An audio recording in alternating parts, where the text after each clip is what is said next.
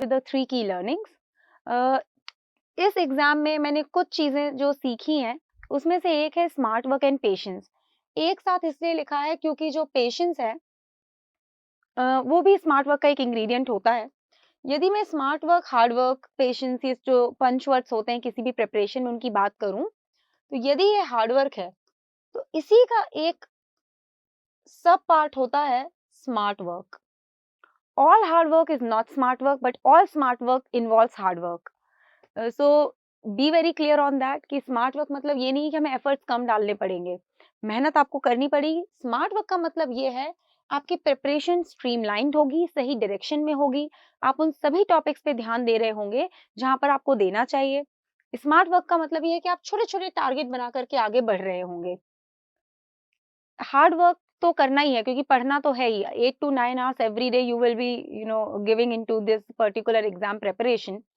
Whether those 8 to 9 hours are going in the right direction, you can track it through small targets, small topic wise analysis. In that topic, find out what kind of questions are asked, what kind of resources should be, referred to, and you have to keep patience. Patience से यहाँ पे मतलब है revision. एक बार में पढ़ के याद नहीं होगा, आपको बार-बार पढ़ना पड़ेगा, रिवाइज़ करना पड़ेगा। जितनी बार रिवाइज़ करेंगे उतना और रिफाइन तरीके से उसको सीख लेंगे। So this is one learning that I had. One more thing, 2 साल का साइकिल हो जाता है, 1 साल की प्रिपरेशन रहेगी, उसके बाद फिर 1 साल आपको एग्ज़ाम की साइकिल रहेगी, प्री, मेंस, इंटरव्यू पूरा रिज़ल्ट आते-आते रफली 1 year it will get that time. 2 साल तक पेशेंस बना कर के चलना है, एफर्ट्स को सही डायरेक्शन में लगाए रखना है, छोटे-छोटे टारगेट्स लेके चलना है। ये पहली की लर्निंग हुई। अब आते हैं दूसरी की लर्निंग पे। तो दूसरी की लर्निंग जो है वो है self preparation is the key. आप कहीं पर भी जाकर के गाइडेंस ले लें, आप कोई भी मटेरियल रेफर कर लें, जब तक योरसेल्फ इज़ नॉट इन्वॉल्व्ड, जब तक आप खुद बैठ के कांसेप्ट को समझने में नहीं अपना एफर्ट डालेंगे, आउटपुट निकल के नहीं आएगा। यदि आप कहीं ऐसे बैकग्राउंड से हैं जो थोड़ा रिमोट लोकेशन पे है, या फिर आपको ऐसा लगता है कि आपको गाइडेंस नहीं मिल रहा है या कुछ भी, believe me, self preparation will do the 98% of your work. 98% तो पहले हम पाएं। 2% यार, see 2% is guidance. Anyway you can get it online और you can get it through YouTube platforms also. But ये जो चीज है ये खुद करनी है। सेल्फ प्रिपरेशन में क्या होगा? खुद से पढ़ाई, खुद से समझना, self understanding of concept, self analysis.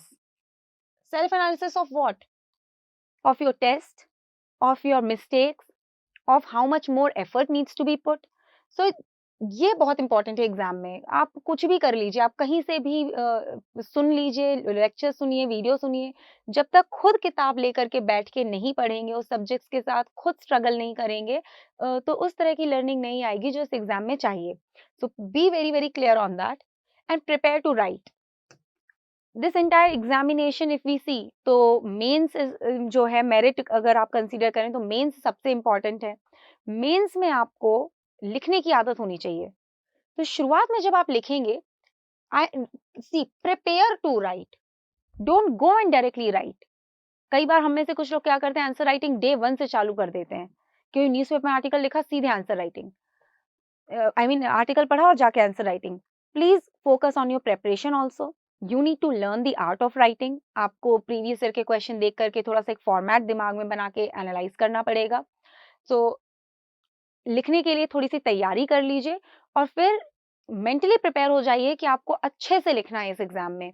जब आप मेंस देंगे, 1 हफ्ते तक मेंस चलेगा, तो जो जीएस के पेपर्स हैं, एक दिन ऐसे होगा, जस्ट नेक्स्ट डे 2 जीएस के पेपर होंगे, जस्ट नेक्स्ट डे 2 जीएस के और पेपर होंगे, फिर थोड़े गैप के बाद 2 लैंग्वेज वाले पेपर्स होंगे जो वो क्वालिफाइंग वाले होते हैं, और फिर 2 ऑप्शनल का। सो बी वेरी मेंटली प्रिपेयर्ड कि अच्छे से लिखना है, लिखना सीखना भी है। These are the 3 key learnings that